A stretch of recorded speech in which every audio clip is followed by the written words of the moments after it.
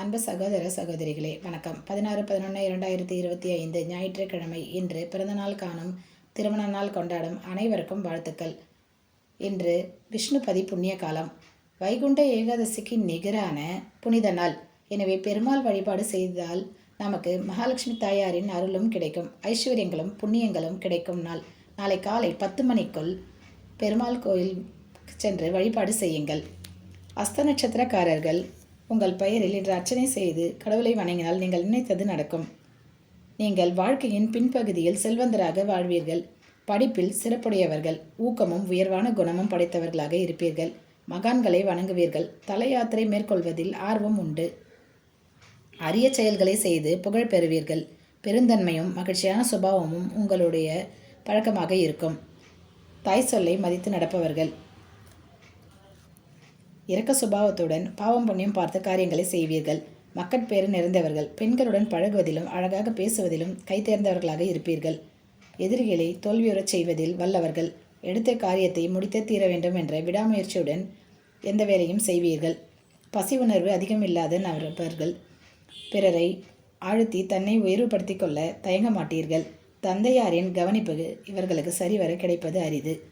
அஸ்த நட்சத்திரத்தில் பிறந்தவர்கள் தங்கள் நட்சத்திர பலன்களை முழுமையாக பெற திருவேற்காடு வேதபுரீஸ்வரர் அருள்பாலிக்கும் தலத்துக்கு செல்லலாம். திருவேற்காடு என்றதுமே நமக்கு சற்றென்று நினைவுக்கு வருவது தேவி கருமாரியம்மன் தான். அந்த கருமாரியம்மன் கோயிலுக்கு அருகிலேயே வேதபுரீஸ்வரர் கோயில் கொண்டிருக்கிறார். இங்கும் குள்ளமுனி அகத்தியருக்கு கைலாயத்தில் நடந்த தன் திருமண காட்சியை வழங்கினார் ஈஸ்வரன். அதற்கு சாட்சியாக இங்கே கருவறையில் மூலவர் வேதபுரீஸ்வரர் திருமேனிக்கு பின்னால் சிவபெருமான் உமாதேவியர் திருமண கோலத்தை காணலாம்.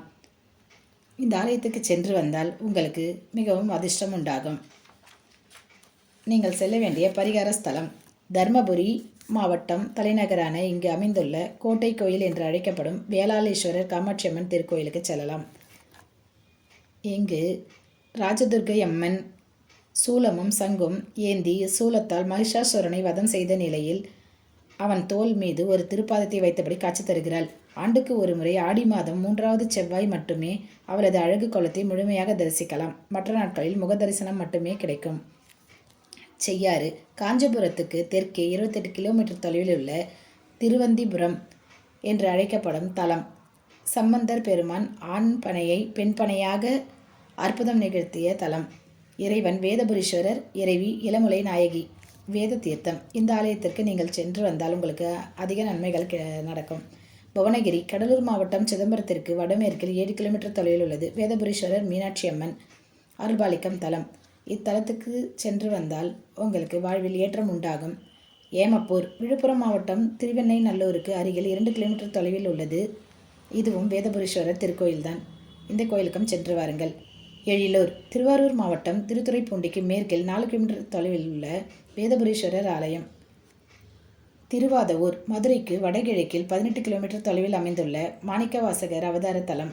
புருஷா மிருக தீர்த்தம் இங்கு தனி சிறப்பு வாய்ந்தது.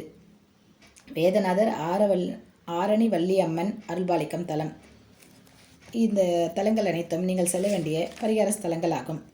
நீங்கள் சொல்ல வேண்டிய அதிதேவதை மந்திரம் சவிதா ரமஹம் வந்தே சப்தாஸ்வ ரதாவாகனம் பத்மசனஸ்தம் சாயேஷம் ஹஸ்த நட்சத்திர தேவதாம். சூரிய காயத்ரி சொல்ல வேண்டும் நீங்கள். ஓம் ஆதித்யாய வித்மஹே மார்த்தாண்டய தீமஹி தன்னோ சூரிய பிரச்சோதயாத். ஒரு நாளைக்கு ஒரு முறையாவது சூரிய காயத்ரி சொல்லுங்கள். உங்களுக்கு நன்மைகள் நடைபெறும். உங்களுடைய அதிதேவதை மந்திரம் சொன்னால் உங்களுக்கு அந்த நாட்கள் நன்மையாக ஒரு நாளைக்கு ஒரு முறையாவது சொல்லுங்கள். நன்றி, வணக்கம்.